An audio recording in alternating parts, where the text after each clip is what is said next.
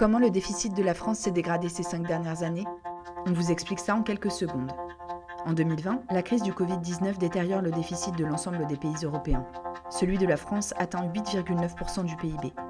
À l'été 2021, Bruno Le Maire, alors ministre des Finances, annonce la fin du quoi qu'il en coûte. Le déficit de la France reste important. Il est de 6,6% en 2021 et de 4,7% en 2022. La moyenne européenne, elle, est à 3,2% du PIB.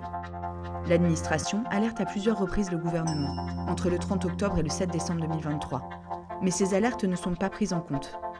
Une alerte écrite des ministres de Bercy parvient le 13 décembre 2023, jusqu'à la première ministre Elisabeth Borne, mais elle n'est suivie d'aucune modification au projet de budget pour 2024. En 2023, le déficit de la France se dégrade donc à nouveau. Il atteint 5,5% du PIB et sa trajectoire commence à diverger de celle des autres pays européens.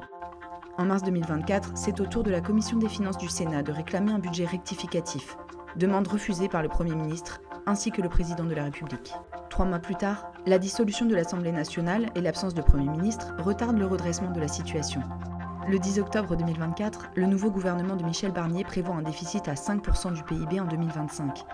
Mais il est censuré le 4 décembre, et l'objectif pour 2025 dérape pour se fixer à 5,4% du PIB.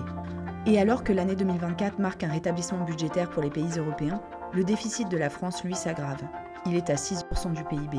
C'est un point historique, jamais atteint hors période de crise. Alors que la moyenne européenne du déficit sera inférieure à 3% du PIB en 2025, la France risque donc de connaître cette année le pire déficit de l'Union européenne.